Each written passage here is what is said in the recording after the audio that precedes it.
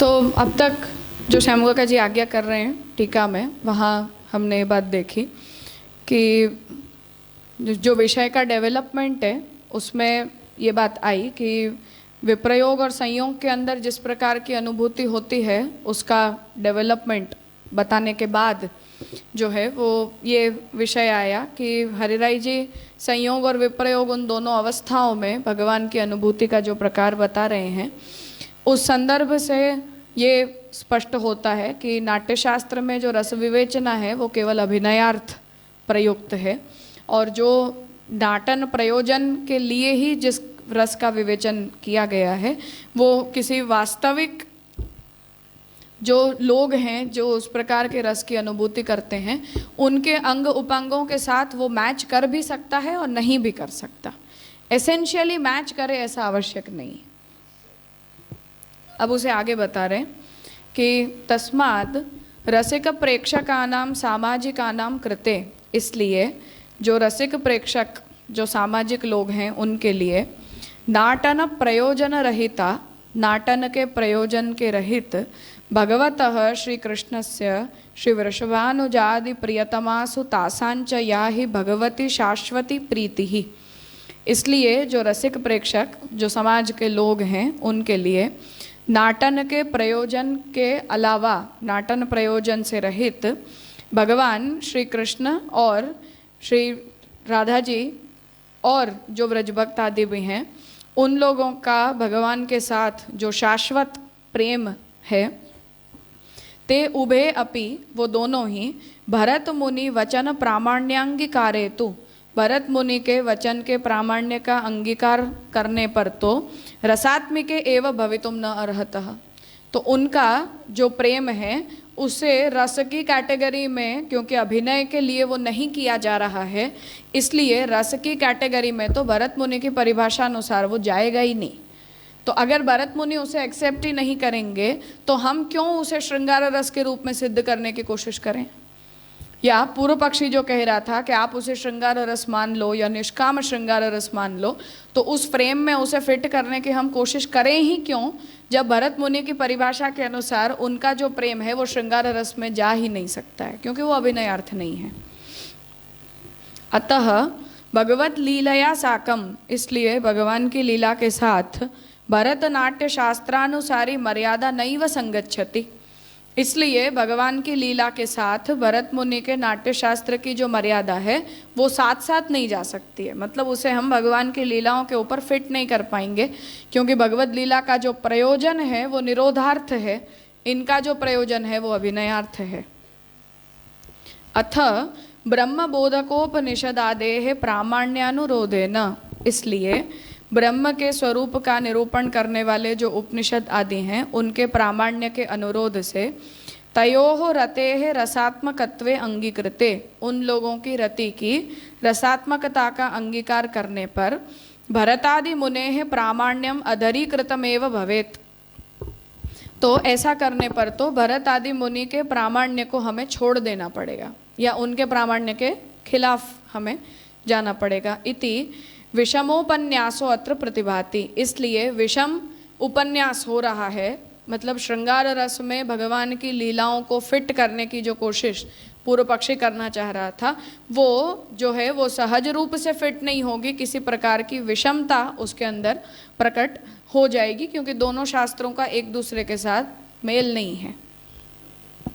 किंच रसात्मकः श्रुतिशिरः सिद्धः स पुरुषोत्तमः इति कंठतो अभ्युपेते, तो रसात्मक श्रुति शिर सिद्ध वो पुरुषोत्तम, ये जो हरिराई जी के वचन हैं, ऐसा कंठतः जो हरिराई जी ने कहा है उसमें श्रुति सिद्धत्वे तु गूढ़ भावात्मकस्य पुरुषोत्तमस्य लोक वेदातीतत्वमेव न सिद्ध्येत, तो ऐसा जो पुरुषोत्तम जी कह रहे हैं उसमें श्रुति के सिद्ध होने पर गूढ़ भावात्मक जो पुरुषोत्तम हैं उनकी लोक वेदातीतता सिद्ध ही नहीं है, क्योंकि जो लोक वेदातीत है वो श्रुति सिद्ध नहीं है।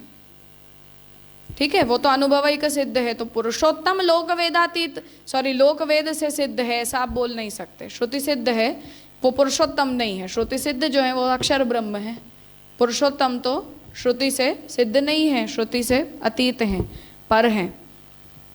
अथ लोक वेदातीतत्वे तु गूढ़ भावात्मकस्य तस्य पुरुषोत्तमत्वम असिद्धम स्यात्। तो लोक वेदातीतत्वे तु, लोक वेद से वो अतीत हैं और गूढ़ भावात्मक हैं, ऐसा अगर हम कह देंगे तो उनकी पुरुषोत्तमता असिद्ध हो जाएगी, क्योंकि वो श्रुति सिद्ध नहीं है पुरुषोत्तम। यस्माक्षरम अतितोहम अक्षरादपि चोत्तमः अतोस्मि लोके वेदे च प्रथितः पुरुषोत्तमः इति उपनिषद सार रूप गीतात एव तत्सिद्धेः। तो भगवान वहाँ मैं लोक और वेद से अतीत पुरुषोत्तम हूँ, तो पुरुषोत्तम शब्द लोक वेदातीत जो हैं उनके लिए प्रयुक्त है, वेद सिद्ध के लिए पुरुषोत्तम शब्द सिद्ध नहीं है। तो ये उपनिषद के सारभूत जो गीता जी के वचन है उसी से ये बात समझ में आ जाती है। तथा च रसरूपतापि यथा उपनिषद प्रमाणावलंबिनी, जैसे ब्रह्म की जो रसरूपता है वो रसो वैसह इस श्रुति वचन से सिद्ध होती है। तो तथा च रसरूपतापि, तो भगवान की जो रसरूपता है वो भी जैसे उपनिषद प्रमाणावलंबिनी, उपनिषद के प्रमाण का अवलंबन करके सिद्ध होती है, रसो वैसह इस वचन से। तथा रसात्मिका लीला च अपि, और रसात्मिका जो लीला है वो भी निगम कल्पतरु फल रूप श्री भागवत प्रामाण्यावलंबिनी एवं, और भगवान की जो रसात्मिका लीला है वो तो निगम कल्पतरु के फल रूप श्री भागवत के प्रामाण्य से सिद्ध होती है। तासांच लीला नाम, उन लीलाओं में भी श्रवण कीर्तन भावनई ही हृदि अंकुरितायाम भगवद रते है, उन लीलाओं के मतलब भागवत प्रोक्त जो लीलाएं हैं उन लीलाओं के श्रवण कीर्तन स्मरण को भावना यहाँ कह रहे हैं, तो उसकी भावना के द्वारा हृदय में अंकुरित जो भगवान के प्रति की रति है वो अनुभूत भगवद रूपस्य, अनुभव में आने वाले भगवान के जितने भी रूप हैं उन सभी रूपों के लोक वेदातीततापि विचार पदवीम न अधिरोहति। तो अगर हम ये कह देंगे कि हम जिस कृष्ण की रसरूपता की यहाँ बात कर रहे हैं वो वेद प्रसिद्ध कृष्ण की हम बात कर रहे हैं, वेद में जिन वेद से जो सिद्ध हो सकते हैं हम उनकी बात कर रहे हैं, तो भागवत में निरूपित जो भगवान लोक वेद से अतीत हैं उनके प्रति आपकी रति को श्रुति सिद्ध रसरूपता प्रकट ही नहीं कर पाएगी। श्रुति सिद्ध जो रसरूपता है वो प्रकट नहीं कर पाएगी, क्योंकि श्रुति जिस ब्रह्म रस की बात कर रही है उसके करते बढ़ के तो पुरुषोत्तम है। लोक और वेद से मैं अतीत हूं और मैं पुरुषोत्तम हूं, ऐसा भगवान कह रहे हैं। वो पुरुषोत्तम की रस रूपता वेद नहीं बोल सकती है, वेद के अर्थ के रूप में निगम तल्प तरु के फल के रूप में प्रकटित भागवत की लीलाओं में वो पुरुषोत्तम की लीलाएं प्रकटित हैं। तो हम जिस रस की बात कर रहे हैं वो उपनिषद वेद्य रस नहीं है, भागवत निरूपित रस है, ये कहना चाह रहे हैं।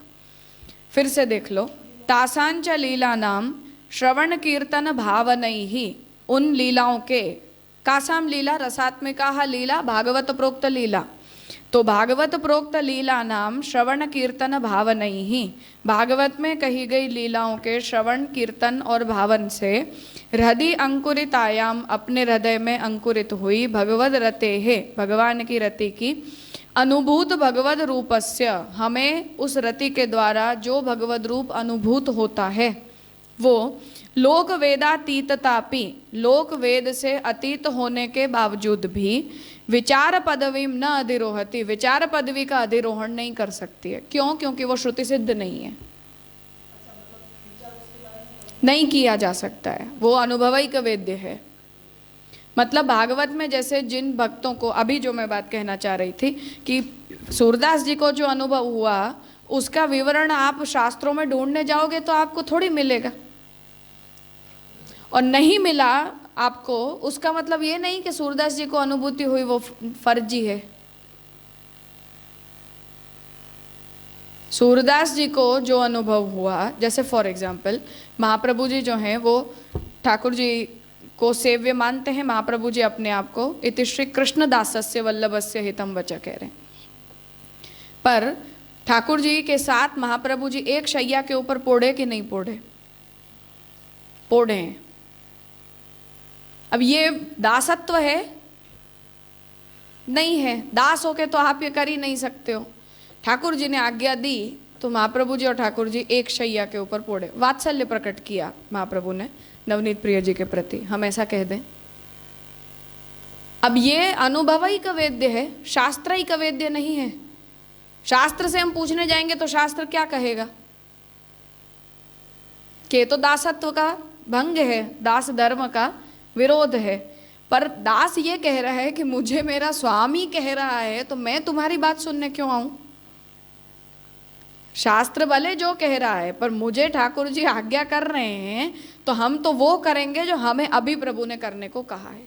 जो बात नवरात्र में महाप्रभु जी कह रहे हैं, सेवा कृतिर गुरोर आज्ञा बाधनम व हरि इच्छया। तो हम ठाकुर जी को, ये ठाकुर जी हमसे आज्ञा करें और हमें कहें नहीं नहीं हमारे गुरु ने तो हमसे ऐसा कहा है। वो पुरुषोत्तम है, वो लोक वेदातीत है, वो लोक वेदातीत है। तो जो हम कह रहे हैं, महाप्रभु जी श्याम काका जी यहाँ ये आज्ञा करना चाह रहे हैं कि रसरूपता वेद में कही गई है, परंतु पुरुषोत्तम की रसरूपता को वेद डिस्क्राइब नहीं कर सकता है क्योंकि वो उसका सब्जेक्ट नहीं है। दूसरी बात, वो डेवलप होके भागवत तक आती है क्योंकि भागवत उसका निर्गलित फल है वेद वृक्ष का। तो भागवत में वो रस कहा जाता है, वो पुरुषोत्तम का रस कहा जाता है। उन लीलाओं का श्रवण मनन चिंतन आदि करने से हम अपने अंदर जो भगवान के प्रति रति को प्रकट करते हैं, उस रति को भगवान लोक वेदातीत हैं, उनके प्रति हम उस रति को प्रकट कर रहे हैं, पुरुषोत्तम के प्रति प्रकट कर रहे हैं। इसलिए वो ज्ञान पदवी का अवरोहण नहीं कर सकती है। मतलब हम वेद सिद्ध जो रूप है उसकी रसरूपता को डायरेक्टली पुरुषोत्तम की रसरूपता नहीं कह सकते हैं, ये कहना चाह रहे हैं।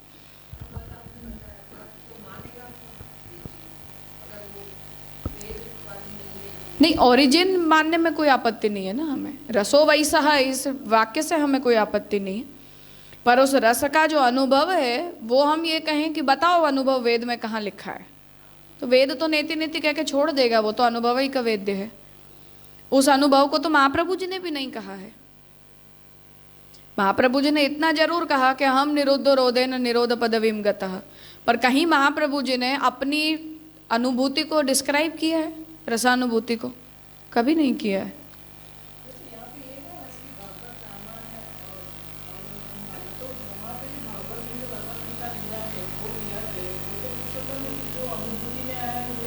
नहीं, भागवत निरूपित है वो पुरुषोत्तम है।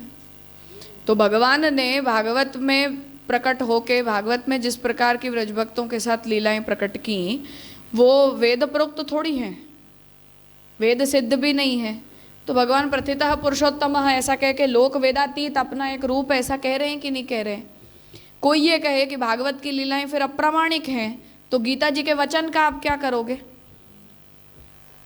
जहां मैं लोक वेदातीत हूं और मैं पुरुषोत्तम हूं, तो लोक से भी अतीत हूं और वेद से भी अतीत होकर पुरुषोत्तम हूं, ऐसा जब भगवान कह रहे हैं और वो गीता उपनिषद के सार रूप है, तो उसका मतलब है कि वेदातीत स्वरूप को भी भगवान किसी किसी हेतु से प्रकट तो करते ही हैं जो वेद भी नहीं जानते हैं। और उन रूपों को जैसे हरिराय जी आज्ञा कर रहे हैं वो गूढ़ भावात्मक रूप होता है जिसे भगवान केवल अपने भक्तों के लिए प्रकट करते हैं, सर्ववेद्य रूप से प्रकट नहीं करते हैं। ऑब्वियसली, डेफिनेट, वो तो कोई प्रश्न ही नहीं है ना।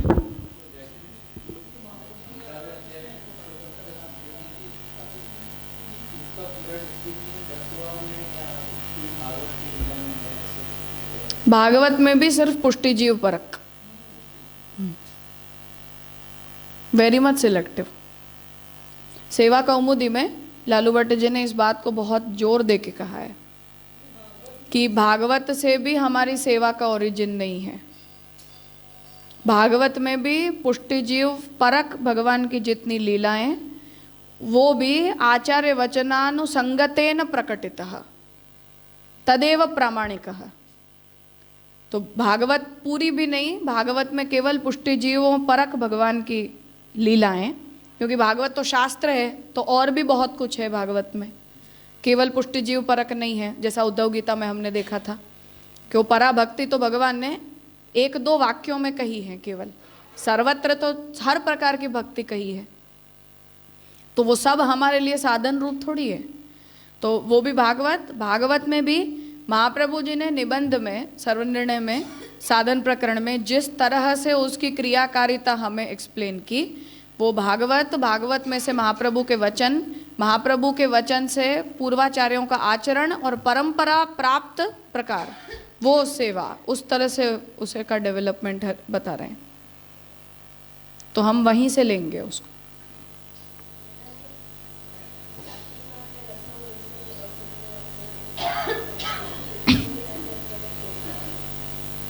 ओरिजिन मानने में हमें कोई समस्या नहीं है। भगवान ने भक्ति को विधान नहीं किया, भक्ति का निरूपण किया है। तो निरूपण तो वेद से ही किया है। आत्मा का जो वर्ण से ही मेरी प्राप्ति होती है, ये पुष्टि भक्ति नहीं है तो और क्या है? भक्ति हंस का बीज है कि नहीं है वो वचन? यमे वैश्रवणोते तेन लभ्यः, ये वचन भक्ति हंस का बीज है कि नहीं है? पर हम ये सोचें कि भक्ति हंस के प्रत्येक वाक्य की वहां से हमें ओरिजिन मिलनी चाहिए, तो ऐसा मर्यादा भक्ति पुष्टि भक्ति थोड़ी मिलेगा। देखो अभी पूरा नहीं हुआ है, चल रहा है। तो लोक वेदातीतता अपि विचार पदवीं न अधिरोहति अपि च उत्तरो गूढ़ भावत्वात् भक्तैक हृदय स्थितः।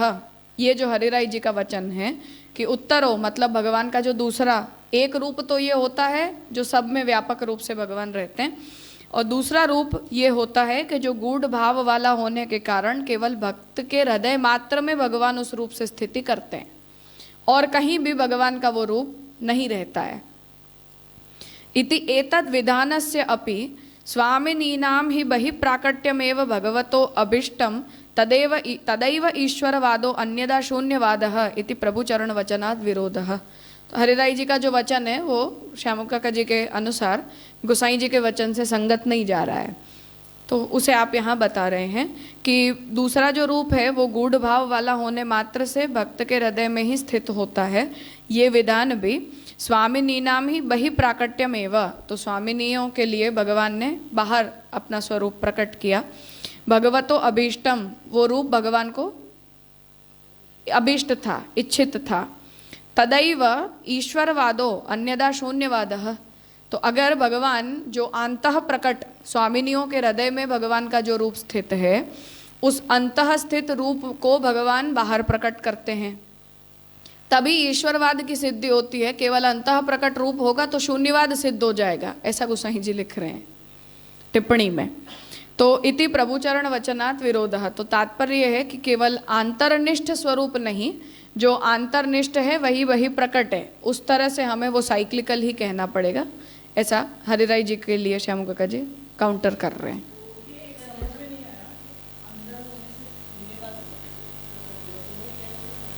क्योंकि बुद्ध के हिसाब से बाहर जो कुछ भी है वो मिथ्या है। अगर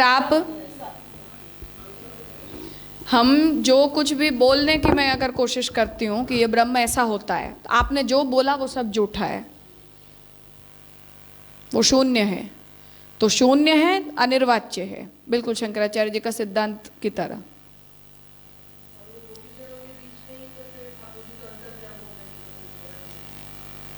मतलब तात्पर्य ये है कि अंतःस्थित स्वरूप ही सब कुछ हो और हमें बाहर प्रकट स्वरूप की कोई आवश्यकता ही न हो, तो शून्यवाद में क्या बुरा है फिर? तात्पर्य तो वहाँ भी यही है कि आप जो कुछ भी बोलने की कोशिश करते हो, जिसे भी आप परसीव करने की कोशिश करते हो, जिसे भी आप कंसीव करते हो, अपनी बुद्धिस्ट आइडिया है मेरी बुद्धि के अंदर एक तरह का, उस आइडिया को जैसे ही आप बोलोगे, एग्जीक्यूट करोगे, एग्जीक्यूट होते वो मिथ्या हो जाएगा। बुद्धि के अंदर है तब तक वो सत्य है, ये सिद्धांत है बुद्ध का। तो श्यामुकाका जी आज्ञा कर रहे हैं गोसाई जी के वचन से कि अंतःस्थित भगवान ही सत्य हैं, वही फल हैं, वही स्वरूप प्रकटित जो होता है वो तो लोक वेद में सब लोगों को दिख रहा है, इसलिए वो फल नहीं है। क्यों? क्योंकि आपके अलावा भी दूसरे लोग उन रूप को देख रहे हैं। ऐसा अगर हम सोचते हैं तो उससे तो शून्यवाद की सिद्धि हो जाती है। इसलिए हरिराय जी जो अंतःस्थित स्वरूप ही फल रूप होता है वही सत्य होता है, ऐसा जो हरिराय जी आज्ञा कर रहे हैं, उस वचन से श्यामुकाका जी अग्री नहीं करते हैं।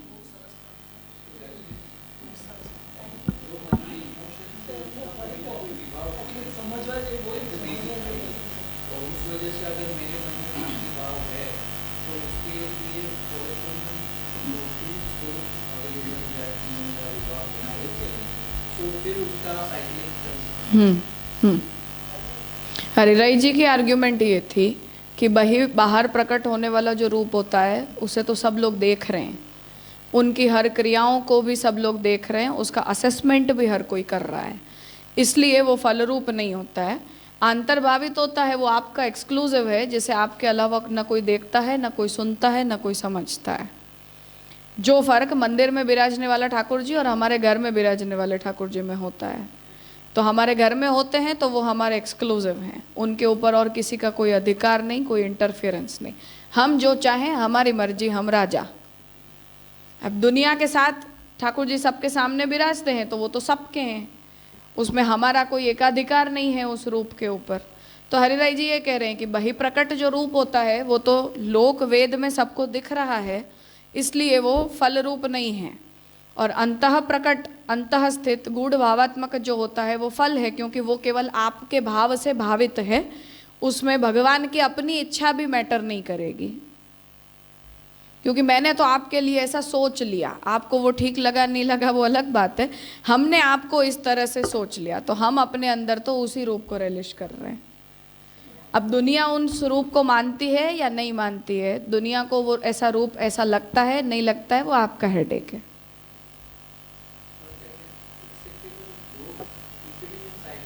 साइक्लिकल प्रोसेस में श्यामू काका जी को समस्या नहीं है, हरिराई जी का जो वो वन साइडेड है, फिर भी आई जेन्युइनली डिफेंड, हमने क्लास में भी इस बात को सोचा था कि हरिराई जी का अप्रोच बहुत स्पष्ट है, और वो अपनी दृष्टि से जो उस बात को कह रहे हैं वो इसीलिए कह रहे हैं क्योंकि उन्हें वो इंद्रियों की इच्छागत जो इंटरफियरेंस है वो भी उसे सोपाधिकता प्रतीत होती है, तो अपने स्थान पर वो उस तरह से इंटरप्रेट कर रहे हैं। तात्पर्य ये है, जैसा हमने हरिराय मुक्तावली के सेशन में डिस्कस किया था कि हम जब भगवान को अपना विषय बनाते हैं तो दुनिया के विषयों के एक ऑप्शन के रूप में हम भगवान को ट्रीट करते हैं बाह्य संयोग में, जो हम सभी के साथ होता है, और इसे हम माने चाहे हम ना माने, पर ये सच है।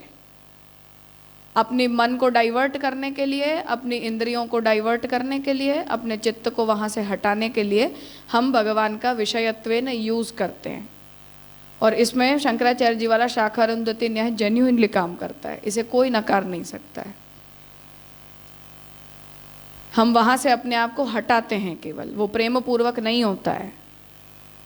इसलिए हरिराई जी ये कह रहे हैं कि वो अंतर्भावित जब बन जाए तो आपके प्रेम की टेस्ट होती है कि आपकी इंद्रियों को बाह्य विषय प्राप्त नहीं हो रहा है, तो वो इंद्रियां अंतर्भावित रूप में संतुष्टि को प्राप्त कर सकती हैं या नहीं कर सकती हैं। जैसे वो व्यक्ति वहाँ प्रेजेंट नहीं है तो उसके बिना भी आप उसी में निष्ठ होकर रह सकते हो या नहीं रह सकते हो। अगर आपको दूसरे ऑप्शन की ज़रूरत पड़ रही है तो उसका मतलब है कि आपका प्रेम बेकार है। तो संयोग जो है उसमें हरिराई जी की ये प्रॉब्लम है, और it is a genuine problem.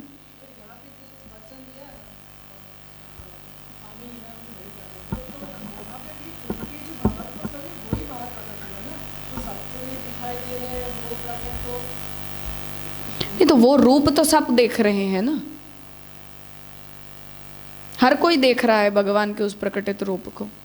अब उतना और है कि आप अकेले हो और भगवान आपके लिए एक्सक्लूसिवली कुछ कर रहे हैं, बाकी जो रूप प्रकट है वो तो जो प्रकट है वो प्रकट है, सबके लिए है, ऑब्वियसली अवतार काल में सबके लिए है।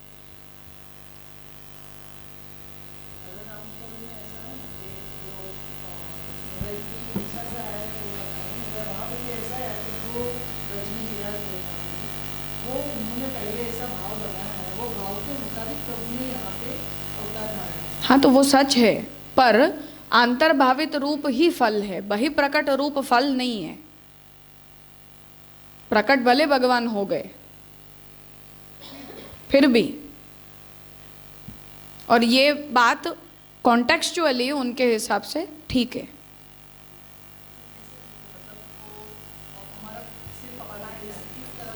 नहीं, इसीलिए क्योंकि हम अपनी इंद्रियों को व्यापारित करने के साधन के रूप में भगवान को यूज़ कर लेते हैं जब वो बाहर प्रकट रूप होता है।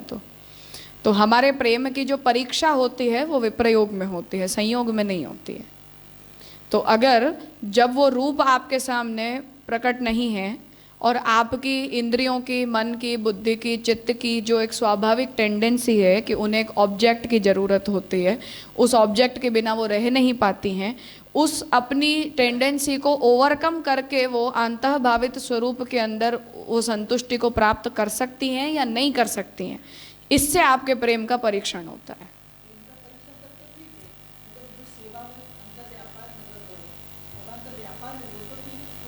नहीं होगा, इसीलिए नहीं होगा क्योंकि हम सेवा जो करते हैं वो ठाकुर जी के सुख के लिए नहीं करते हैं, अपनी इंद्रियों को व्यापारित करने के एक मोडस ऑपरेंडम के रूप में करते हैं। हाँ, और मुझे उस कॉन्टेक्स्ट में वो बात सही लगती है, सच है ये। हाँ डेफिनेटली। तो शाखा अरुंधति न्याय में और हम जो कर रहे हैं उसमें क्या अंतर है? एक शंकराचार्य जी के नाम को बदनाम करने के अलावा श्यामू का फिर से संदर्भानुसारी है, हर व्याख्याकार अपने संदर्भ से उस बात को कह रहा है। तो हरिराय जी का जो संदर्भ है वो इस संदर्भ में है कि हम केवल इंद्रियों को व्यापारित करने के लिए भगवान का उपयोग कर जाते हैं कि भाई इन्हें यहाँ से हटा के हमें भगवान में लगाना है तो एक ऑब्जेक्ट ला दो हमारे लिए। जैसे छोटे बच्चों को खेलने के ठाकुर जी हम दे देते हैं अभ्यास करने के लिए, अभ्यास योग डेफिनेट, हम अभ्यास योग ही करते हैं। हम अपने ठाकुर जी से पूछें कि हम सेवा कर रहे हैं उसमें आपको क्या मजा आ रहा है? फिर शंकराचार्य जी अगर शाखा अरुंधति न्याय बोल दे रहे हैं तो वो क्यों बदनाम हो, हम बदनाम क्यों ना हो? तो इक्वल स्टेटस दो ना, हम क्यों ना बदनाम हो? फिर बेचारे शंकराचार्य जी क्यों बुराई सुनेंगे? नो, ऐसा मत बनाने जैसी अपनी लायकाती का है। मैं तो सबको उनके उनके पॉइंट ऑफ व्यू से समझने की कोशिश कर रही हूँ, इसलिए मैं कह रही हूँ कि हरिराय जी जो दृष्टि से इस बात को कह रहे हैं वो दृष्टि अपने स्थान पर ठीक है, वो उस साइड से उस बात को सोच रहे हैं, उसमें कुछ गलत नहीं है। इसीलिए नहीं पूछना चाहिए। हम जैसे हैं एक दूसरे को झेलते झेलते चल रहे हैं, तो चलते चलो, पूछने का कुछ नहीं है इसमें।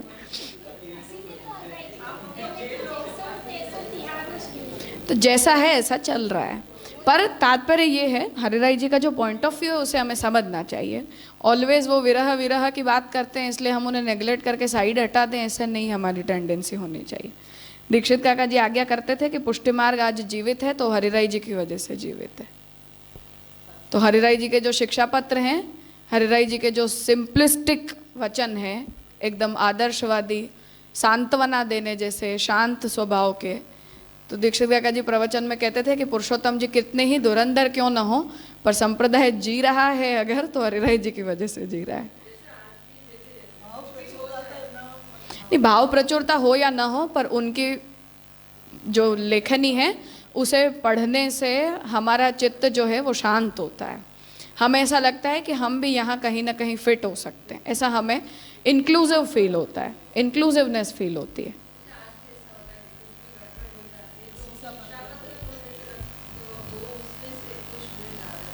भावना की जो प्रगाढ़ता है वो दूसरा लेवल है, वो तो हमारे समझने की हमारी योग्यता नहीं है।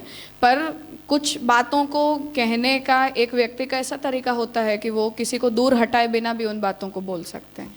मतलब तात्पर्य में चाहे जैसा भी हो, हरिराय जी कठोर बनते हैं तो बहुत कठोर बनते हैं, पर इंक्लूसिव अप्रोच है कि नहीं, सबके ऊपर ठाकुर जी दृष्टि करते हैं, सबको अंगीकार करते हैं, सबके अंदर दीनता लाते हैं। तो वो थोड़ा सा आश्वासन देने वाली लैंग्वेज है, बस उतनी बात है। हाँ, इसीलिए दीक्षित काका जी ऐसा कहते थे। नहीं, सब कोई प्रश्न ही नहीं है, पर उनकी जो वाणी है वो इंक्लूसिव है थोड़ी, हमें अपनापन फील होता है। ऐसा नहीं लगता है कि हम यहाँ फिट होने लायक ही नहीं है, ऐसा दूरी फील नहीं होती है। तरीका है सबका अपना अपना। तो यहाँ श्याम काका जी आज्ञा कर रहे हैं कि यद्यपि हम उस साइकिल को फल कहेंगे, तो स्वामिनियों के हृदय में प्रकटित जो भगवान का रूप है वो जब बाहर प्रकट हुआ है और वो रूप भगवान को अभीष्ट है तो ईश्वरवाद की सिद्धि होती है। अन्यथा जो अंतर्भावित है वही सत्य है, वही प्रकट है वो मिथ्या है, ऐसा हम कह देंगे तो बुद्ध के शून्यवाद की सिद्धि हो जाएगी कि जब तक बुद्धिस्ट होता है तब तक वो सत्य होता है, उसे आप कन्वे करने की कोशिश करते हो तो वो मिथ्या हो जाता है, अज्ञानात्मक है। तथा ही स्वामिनी गूढ़ भाव रूपत्वेतु, और स्वामिनी के गूढ़ भाव के रूप में जो भगवान का स्वरूप अंतर स्थित है, भगवता न तद्हृदयैक वर्तिना भाव्यम किंतु बहि नयन गोचरतया एव। तो केवल स्वामिनी जी के हृदय में स्थित होने के अर्थ में ही भगवान गूढ़ रूप से स्थित हैं ऐसा हमें नहीं कहना चाहिए, परंतु हमारी आँखों के द्वारा बाहर देखने योग्य भी भगवान का रूप है, उस तरह से अंतर बाह्य दोनों रूपों का विचार करना चाहिए। अतः भावात्मकत्वे भगवतो, इसलिए भावात्मक जो भगवान का रूप है वो भावुक भावानुरोधिता ध्रुवा, तो भावुक जो भावना करने वाला व्यक्ति है वो और उसके हृदय में रही हुई जो भावना है, उन दोनों को ध्यान में रखते हुए भगवान का वो रूप वही प्रकट होता है। तो अनुरोधिता ध्रुवा तस्याम च सत्याम, और वो जो बहि प्रकट रूप होता है वो सत्य रूप प्रकट होता है, उस भावुक के भावना के अनुरूप रूप बाहर प्रकट होता है जो आँखों के द्वारा या इंद्रियों के द्वारा गोचर बनता है। न भावुक हृदयिक स्थायिता, केवल भावुक के हृदय में ही वो रूप रहेगा, बाहर प्रकट ही नहीं होगा, ऐसा नहीं। इति उभयतः पाशः, तो दोनों तरह से इस बात को हमें समझना चाहिए। अपि च जन्म प्रकरण सुबोधिनी टिप्पणियों हो, और जन्म प्रकरण की सुबोधिनी की टिप्पणी में भी गोसाई जी जो आज्ञा कर रहे हैं उसे भी कह रहे हैं कि मतलब आंतरबाह्य दोनों। तम प्रसिद्धम लोक वेदयो हो, वो तम अद्भुतम अंबुजेक्षण बालकम, वो जो वचन है जहाँ ठाकुर जी चतुर्भुज रूप से देवकी जी वसुदेव जी को दर्शन देते हैं, वहाँ आप आज्ञा कर रहे हैं कि तम प्रसिद्धम लोक वेदयो हो, भगवान कहाँ प्रसिद्ध हैं, तो लोक में भी प्रसिद्ध हैं और वेद में भी प्रसिद्ध हैं। अद्भुतम इति अलौकिकम एवं अद्भुतम भवति न तो लोक वेद सिद्धम, पर तद अद्भुतम अंबुजेक्ष बालकम, उस तरह से भागवत जो बात कह रही है वहाँ जो अद्भुत शब्द है उस अद्भुत शब्द को गोसाई जी समझाते हैं कि अद्भुतम इति अलौकिकम एवं अद्भुतम, अलौकिक भगवान अद्भुत हैं, न तो लोकवेद सिद्धम, तो अद्भुतता उस रूप की ये है कि लोकवेद सिद्ध रूप के दर्शन नहीं हो रहे हैं, अलौकिक रूप अवश्य है परंतु ये कुछ नया रूप है, वो नहीं, पर अलौकिक है, लौकिक नहीं है, अलौकिक है, पर लोक वेद में जैसा कहा है जैसा सुना है उसके करते कुछ नया है। इदम ही प्रमेय बलम, और ये रूप भगवान ने अपने प्रमेय बल से प्रकट किया है। अन्यथा प्राकृत संबंधे ब्रह्मत्वानुपपत्ति ही, अन्यथा जो प्राकृत रूप भगवान ने धारण करके भगवान प्रकट हुए उस प्राकृत रूप का संबंध होने से तो भगवान के ब्रह्मत्व में आपत्ति आ जाती है, ब्रह्म को प्रकृति का संबंध नहीं हो सकता है। यद्यपि वेदे सिद्धम तथापि यादृग रूपम प्रकटम अधुना तत्तथैव, तो यद्यपि वेद में सिद्ध है पर फिर भी जो रूप अभी हमारे सामने देवकी जी वसुदेव जी के सामने प्रकट हुआ है वो उसके करते अलग है, उसके जैसा नहीं है।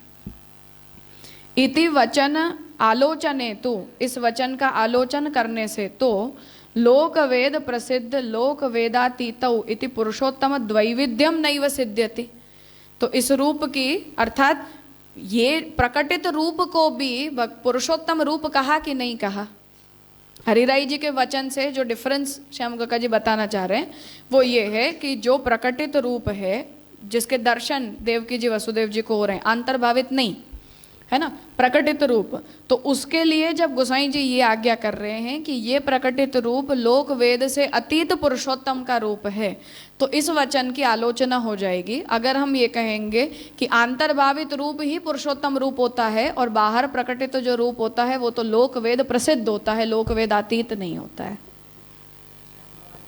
हाँ, श्याम काका जी कह रहे हैं, तो फिर ये होगा कि लोक वेद प्रसिद्ध और लोक वेद अतीत, ऐसे पुरुषोत्तम में भी हम द्वैविध्य का स्वीकार करेंगे तो ही फिर हरिराई जी और गोसाई जी दोनों के वचनों की संगति पॉसिबल है, ऐसा कहना चाह रहे हैं।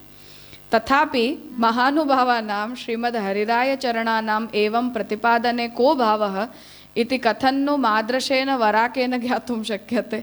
तो श्याम काका जी अपने लिए कह रहे हैं कि फिर भी महानुभाव श्रीमद् हरिराय जी के वचन का जो प्रतिपादन है उसका क्या भाव है, ये मेरे जैसा जो व्यक्ति है, छोटा सा व्यक्ति, मतलब वराकेन का मतलब होता है छोटा सा, तो छोटा सा व्यक्ति है वो कैसे जान सकता है।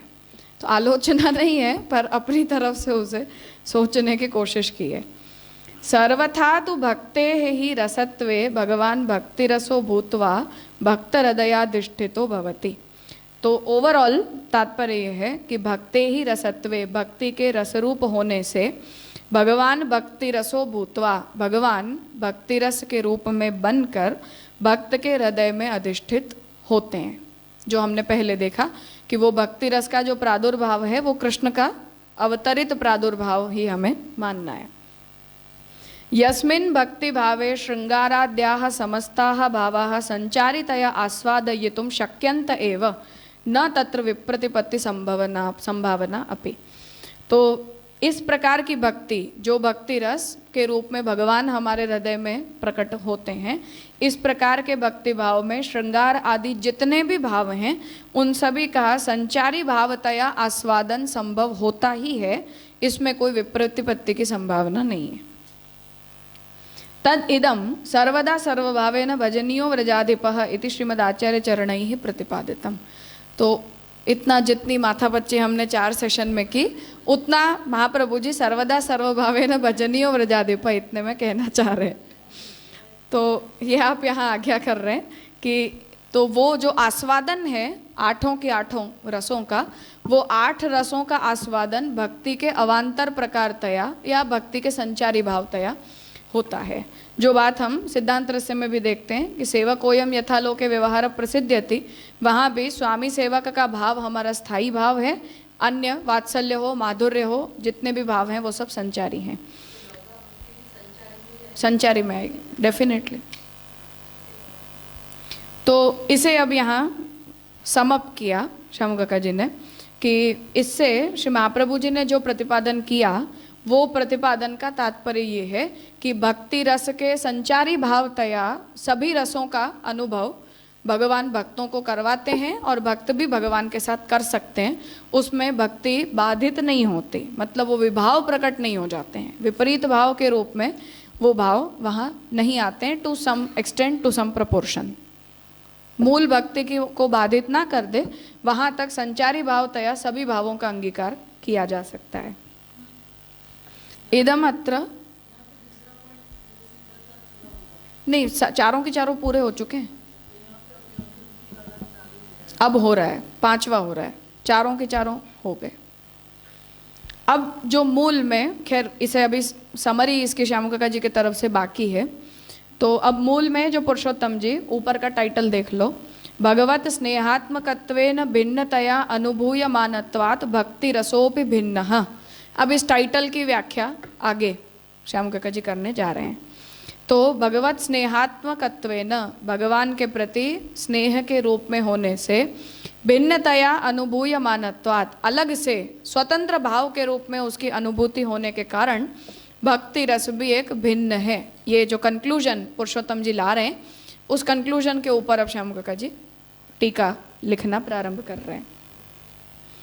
तो इदम अत्र अवधेयम, अब यहाँ इस बात को और समझना है। पूर्व पक्षिणा ही यैः हेतुभिः स्नेहस्य ज्ञानादिषु अंतर्भावः आपादितः। पूर्व पक्षी ने जिन जिन हेतुओं को देकर, जिन जिन तर्कों को, युक्तियों को देकर स्नेह का ज्ञान आदि में अंतर्भाव प्रस्तुत किया था, प्रकट किया था, तन निराकरणे जाते उन सभी का निराकरण हो गया। मतलब श्रुति सिद्ध नहीं है, लोक में किसी को उसका अनुभव नहीं हुआ, अन्यों के अंदर उसका अंतर्भाव संभव है। ये जो पांचों के पांचों पॉइंट्स पूर्व पक्षी की तरफ से प्रस्तुत हुए थे 4, उन सभी का निराकरण हो जाने पर सति इदानीम अब सर्व संदेह वारकेन श्री भागवत वचनेन अपि भक्तेः रसत्वं साधयितुम् उपक्रमन्ते। तो उन सब का निराकरण कर देने के बाद अब सिद्धांत है, मतलब उत्तर पक्ष पूरा हो गया, ये कहने का अर्थ है। तो श्री भागवत के वचन से भी भक्ति की रसरूपता को सिद्ध करने का उपक्रम पुरुषोत्तम जी भक्ते है रसत्वम कंठतोपि उक्तम वहां से शुरू कर रहे हैं। ऊपर मूल टेक्स्ट है, उसमें देख लो।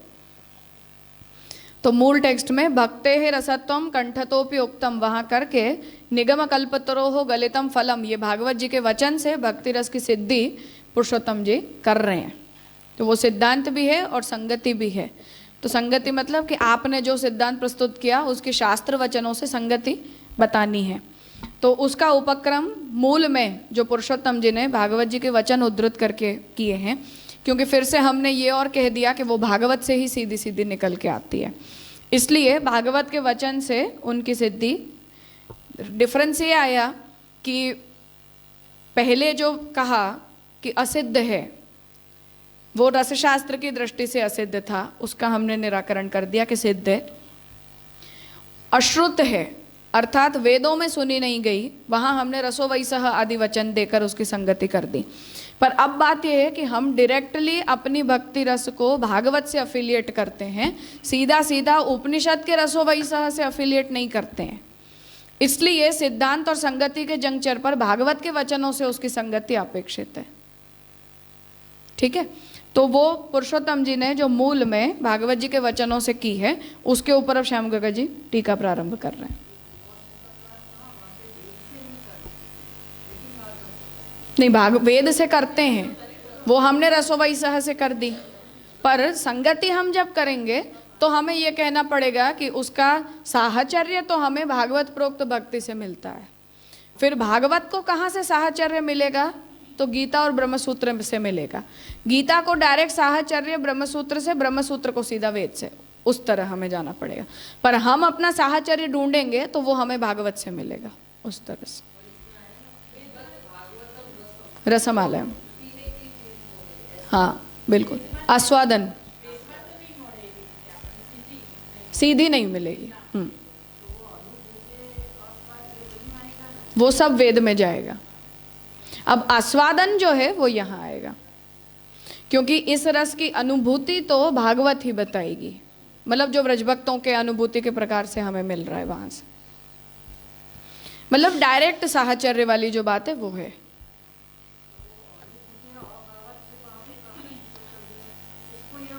वहां उसे लिंक करेंगे, संगति में करेंगे। तो इस पैसेज के ऊपर अब यहाँ श्याम गगा जी टीका प्रारंभ कर रहे हैं कि भक्ते है रसत्वम इत्यादि ना मध्य तो शुरू किया भक्ते है रसत्वम कंठतोपि उक्तम पुरुषोत्तम जी ने, कि भक्ति की रस रूपता कंठतः उक्त है, कही गई है डायरेक्टली। मध्ये तु पिबत भागवतम रसम इत्यत्र उक्तो भागवतो रसो भक्ति रस एव। और पुरुषोत्तम जी ने फिर बीच में भागवत का वचन कोट करके कहा इत्यत्र उक्तो भागवतो रसो भक्ति रस एव।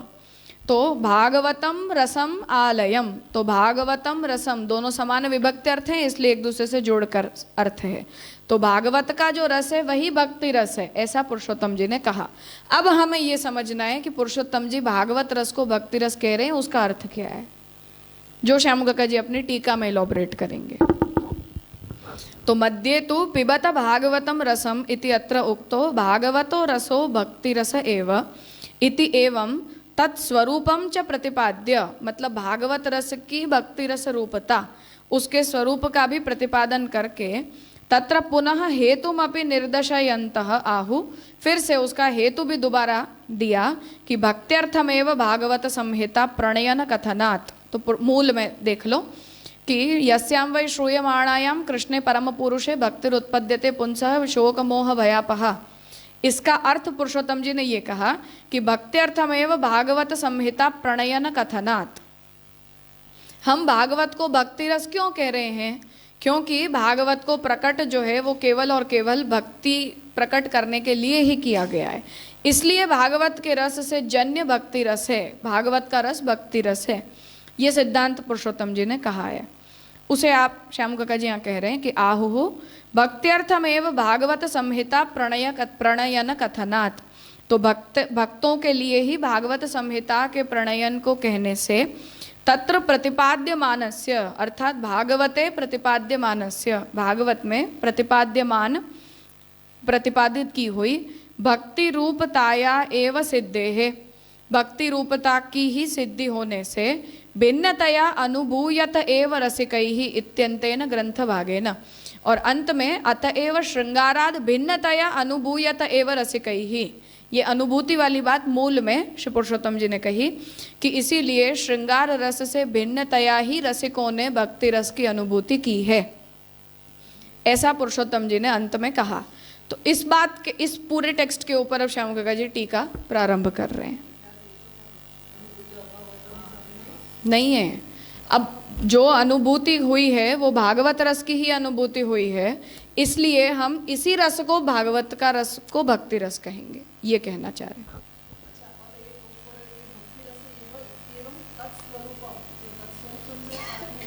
भागवत प्रोक्त स्वरूपम, भागवतोक्त, भागवत प्रोक्त, जो ठीक लगे। तद एतद श्रीमदाचार्य चरणानाम अपि अतीव अभिप्रेतमेव, और जो पुरुषोत्तम जी जो आज्ञा कर रहे हैं वही महाप्रभु जी को भी बहुत ज़्यादा ठीक लगता है। उस वचन को यहाँ, उस पैसेज की सुबोधनी अब यहाँ श्याम काका जी कह रहे हैं, जो मूल श्लोक पुरुषोत्तम जी ने उद्धृत किए हैं उसकी सुबोधनी में। अत्रापि योगज धर्मेण व्यासः त्रयम् अनुभूतवान, यहाँ भी योगजन्य धर्म से व्यास ने 3 प्रकार की अनुभूतियाँ की, जो समाधि व्यास जी ने लगाई उससे। पुरुषो मायया बंधो मोचनम भक्ति हेतुकम, 3 बात व्यास जी को समझ में आई कि जीव का स्वरूप क्या होता है, वो माया के द्वारा किस तरह से बंधता है, और माया से निवृत्ति भक्ति के द्वारा कैसे होती है। भक्ति जो है वो जीव को माया से निवृत्त करवाने में कैसे हेतु बनती है।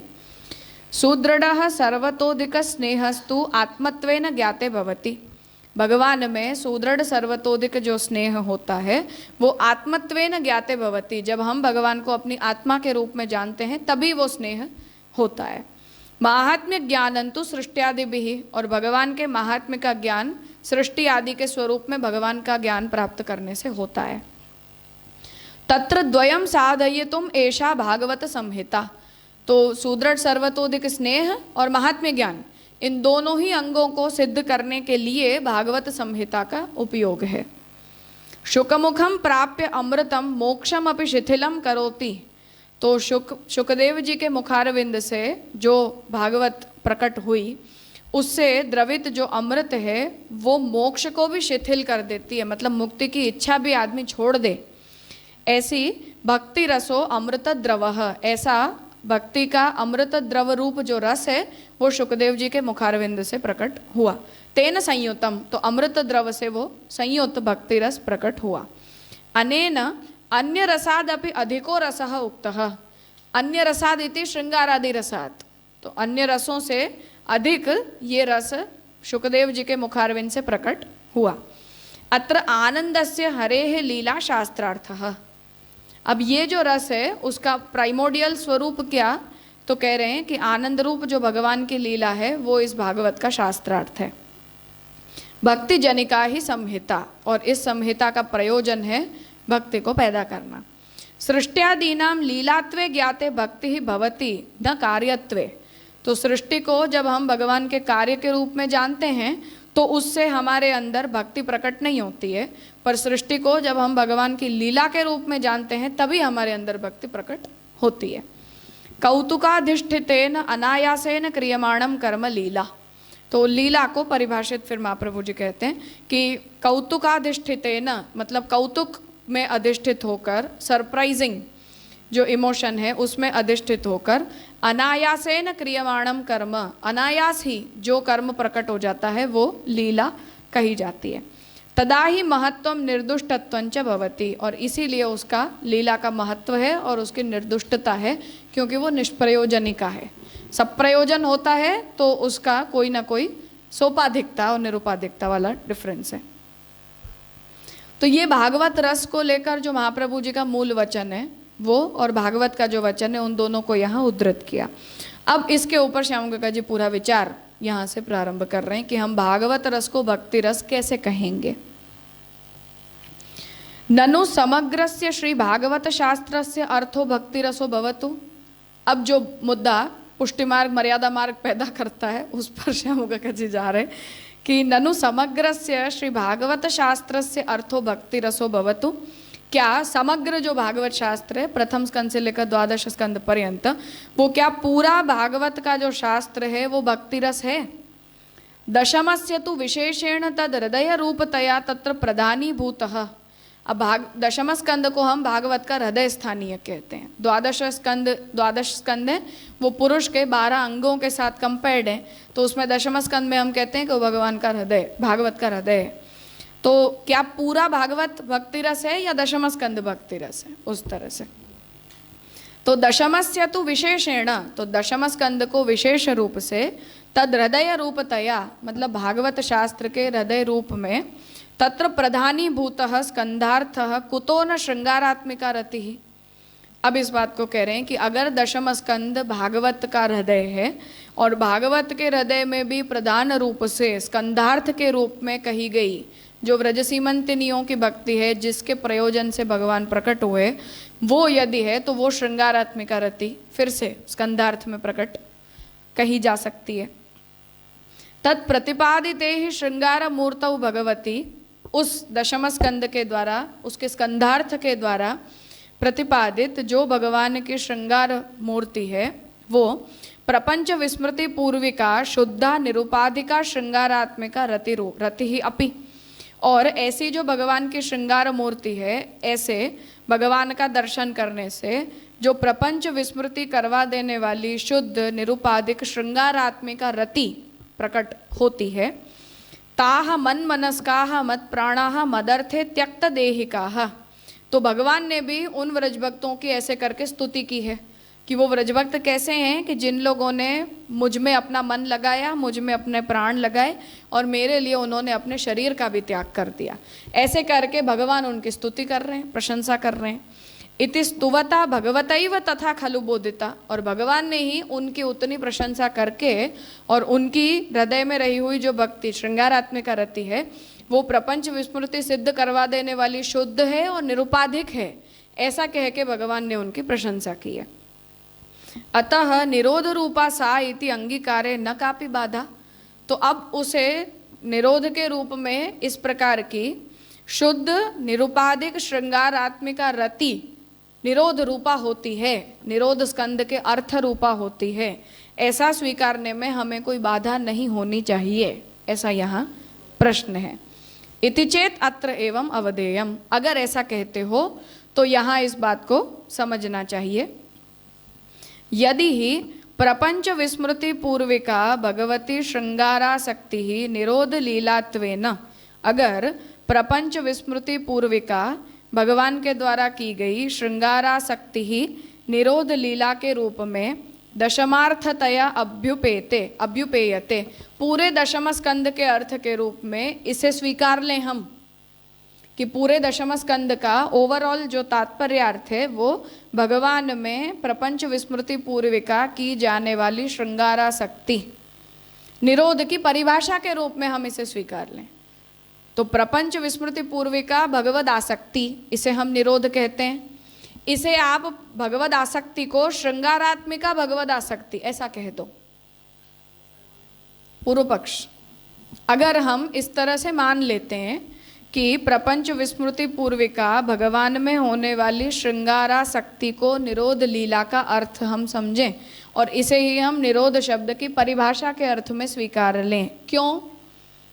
क्योंकि व्रजभक्तों के भावों से भगवान का प्राकट्य है और इन व्रजभक्तों के भावों की भगवान ने प्रशंसा भी की है, इसलिए ऐसा अगर हम कहते हैं तो अभ्युपेयते चेत तदा भगवतो व्रजाद अन्यत्र द्वारकां प्रति गत्वा तत्रैव अवस्थानं न उपपद्यते। तो फिर भगवान व्रज के अलावा द्वारका आदि स्थानों पर पधारे और वहीं जाकर विराज गए, इसकी संगति आप कैसे करोगे? निरोध केवल इतना ही है, ऐसा अगर हम कह दें तो द्वारका लीला निरोध लीला नहीं है, ऐसा उसका अर्थ होगा। ठीक है ना, ये कहना चाह रहे हैं।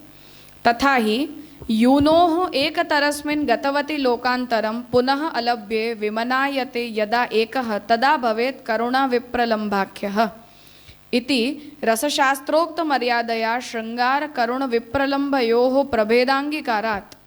अब जो साहित्य दर्पण इस परिस्थिति को बताता है कि यूनोः एकतरस्मिन् गतवति लोकांतरम, मतलब जब श्रृंगार रस में विप्रयोग होता है, उस विप्रयोग की अवस्था में ये बता रहे हैं कि जो लोग एक ही स्थान पर रहते हैं, किसी लोकांतर में नहीं जाते, या लोकांतर में जब जाते हैं और इस एक स्थान पर नहीं रहते, मतलब नायक नायिका हैं फॉर एग्जाम्पल, उन दोनों में श्रृंगार रसात्मक अनुभूति है, तो उन दोनों में से जो भी कोई एक व्यक्ति है वो अपने प्रियतम को छोड़कर कहीं जाना नहीं चाहता, लोकांतर में प्रवेश नहीं करता। गतवती लोकांतरम, स्त्री है वो मानो अपने पति को छोड़कर किसी दूसरे स्थान पर चली गई। पुनः अलभ्य, फिर वो मिली भी नहीं, जो पति है उसे वो दोबारा अपनी पत्नी मिली भी नहीं। विमनायते यदा एकः तदा भवेत् करुण विप्रलम्भाख्यः, और ऐसी स्थिति में जब वो उसे छोड़कर चली गई, जब वो वापस मिली भी नहीं, तो जो दूसरा व्यक्ति है, मतलब जो रह गया है एक स्थान पर, उसे जिस प्रकार की अनुभूति होती है वो करुण रस में विप्रलम्भ के नाम से जानी जाती है। ये उसकी परिभाषा हुई। ठाकुर जी और स्वामी जी के संदर्भ में इस उदाहरण को श्याम काका जी लेना चाह रहे हैं। इति रसशास्त्रोक्त मर्यादया, ये रसशास्त्र में कही गई मर्यादा के अनुसार श्रृंगार करुण विप्रलम्भयोः प्रभेद अंगीकारात्, तो श्रृंगार के अंतर्गत जो विप्रयोग होता है वो, और करुण रस जो होता है, इन दोनों के अंदर साहित्य दर्पण में भेद बताया गया है। मतलब विप्रयोग तो वो होता है कि आप गए फिर आप वापस मिल भी गए एक दूसरे को, तब तो वो जो है वो विप्रयोग श्रृंगारात्मक विप्रयोग कहलाता है। और करुण रस वो होता है कि जब आप छोड़कर हमेशा के लिए चले गए और दोबारा मिले ही नहीं कभी। तो ठाकुर जी ने जो किया है वो श्रृंगार का विप्रयोग नहीं है, वो तो फिर करुण में जाएगा रसशास्त्र के सिद्धांत के हिसाब से।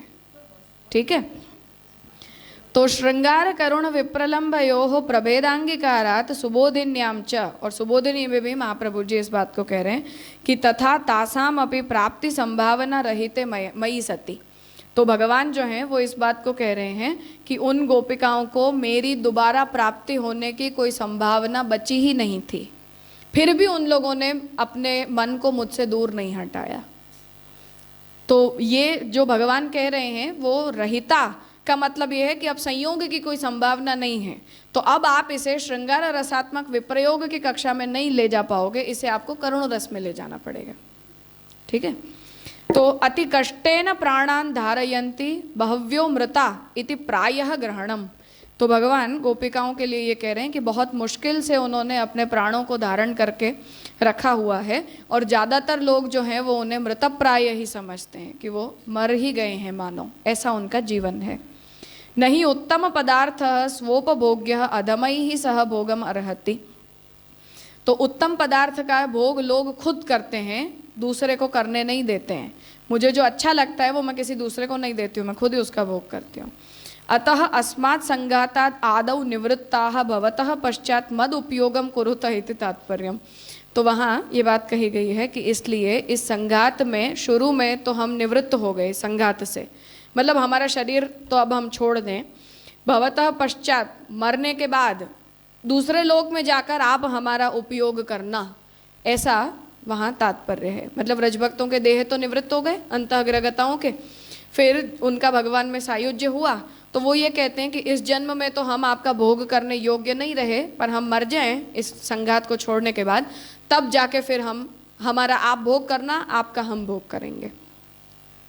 इति श्रीमदाचार्य चरणकृत व्याख्यानेपि, तो ये महाप्रभु जी ने भी जो व्याख्यान किया है उसका भी तात्पर्य यह है कि पुनः संयोग तो उनका हुआ नहीं है ठाकुर जी के व्रज के बाद पधार जाने के बाद।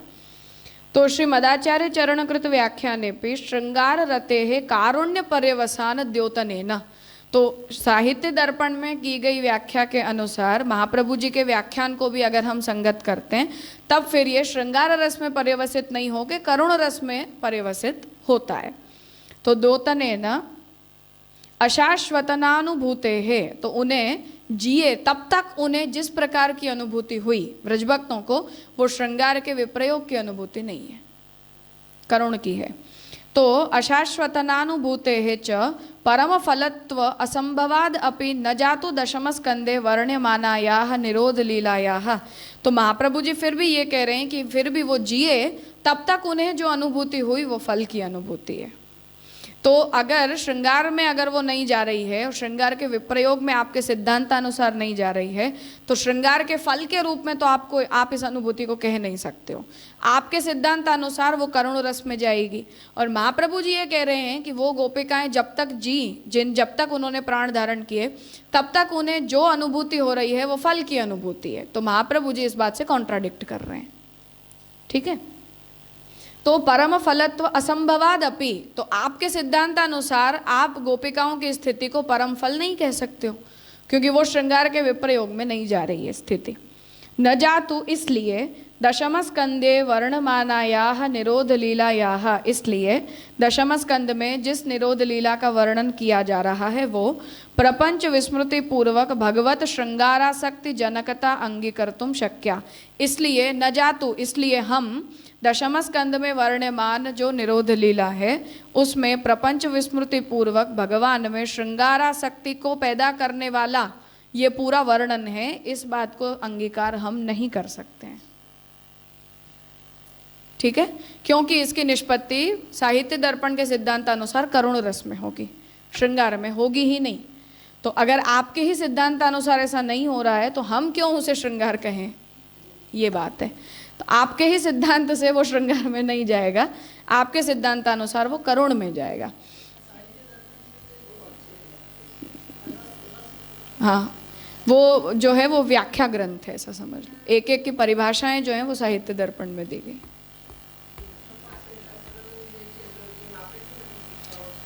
हाँ, वो टीका भी है और एक एक जो भाव हैं, रस हैं, नायक हैं, नायिकाएं हैं, उन सब की वहाँ परिभाषाएं दी हैं, डेफिनेशंस हैं। हमने कह दिया अपनी तरफ से।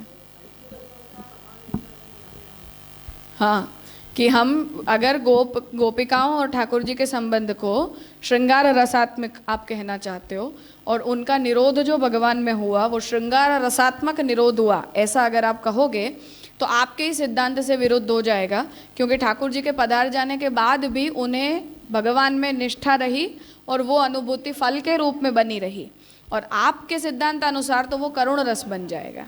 तो वो निरोध श्रृंगार रसात्मक हुआ ऐसा कहोगे और फिर उसकी करुण रस में निष्पत्ति हो जाएगी ऐसा कहोगे, तो वो दोनों एक दूसरे के साथ मेल नहीं खाएंगे।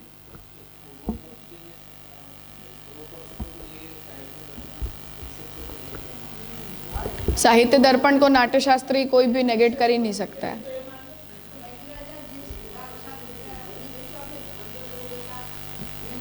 नहीं कहेंगे, नहीं कहेंगे, हम नहीं कहेंगे।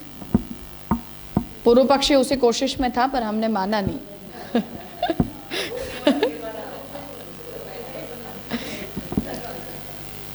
अभी है आगे भी इस मतलब भागवत रस जो है, इस टर्म को श्यामू काका जी स्पष्ट करना चाह रहे हैं।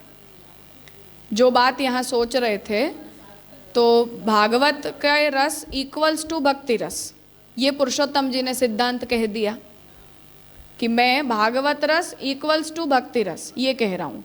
अब हम भागवत में सिलेक्टिव होकर अगर दशम स्कंद में जा रहे हैं, दशम स्कंद के स्कंदार्थ में भी हम रास लीलाई का तात्पर्य इस तरह से और हम जा रहे हैं, तो दशम स्कंद का जो निरोध है उस निरोध को हमें श्रृंगार रसात्मक निरोध ऐसा हमें कहना चाहिए, ये पूर्व पक्षी कहना चाह रहा था।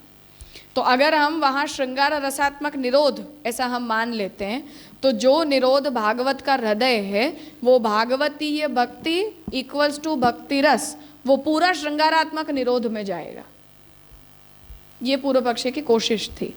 और अगर वो कोशिश नहीं भी करता है, पर हम भी अगर अपनी तरफ से स्पष्ट करना चाहते हैं तो हमें ये क्लैरिफाई करना पड़ता है कि भागवत रस इक्वल्स टू भक्ति रस का मतलब क्या है। क्योंकि दशम स्कंद के ऊपर अगर हमारा उतना ज़्यादा जोर है और व्रज भक्तों के भावों से ही भगवान प्रकट हुए हैं, जो हम भगवान के प्रयोजन में हम देखते हैं कि प्रभु का जो प्राकट्य है वो तो श्रुति रूपाओं ने भगवान से ऐसा कहा कि हमें आपके उस स्वरूप का अनुभव करना है, तो उन्हें अनुभव करवाने के लिए अगर भगवान प्रकट हुए हैं तो भगवान का प्राकट्य का प्रयोजन ही व्रज भक्तों के साथ एसोसिएटेड है। अगर वो उनके साथ जुड़ा हुआ है तो फिर उन्हें भगवान ने निरोध करवाया, वो श्रृंगारात्मक निरोध करवाया, ऐसा अगर हम कहते हैं तो भक्ति रस इक्वल्स टू श्रृंगारात्मक निरोध, ये हो जाएगा। इसलिए उस विषय की यहाँ श्याम काका जी स्पष्टता करना चाह रहे हैं कि भागवत रस इक्वल्स टू भक्ति रस। पर भागवत रस का मतलब क्या, किस पोर्शन में भागवत रस को हम भक्ति रस कहेंगे, उस तरह से, इसलिए उस डिस्कशन में यहाँ आगे जा रहे हैं।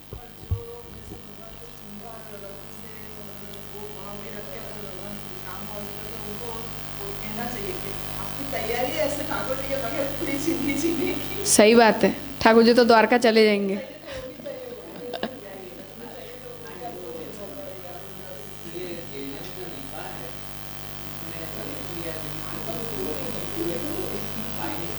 खुद से ही किया है, उद्भूत पूर्व पर।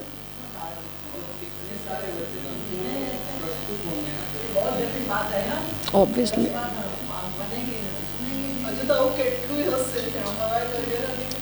मैं वही कह रही हूँ,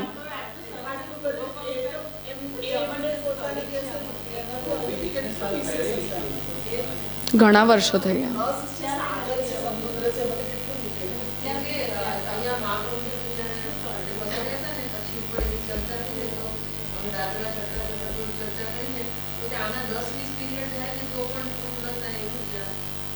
सही बात,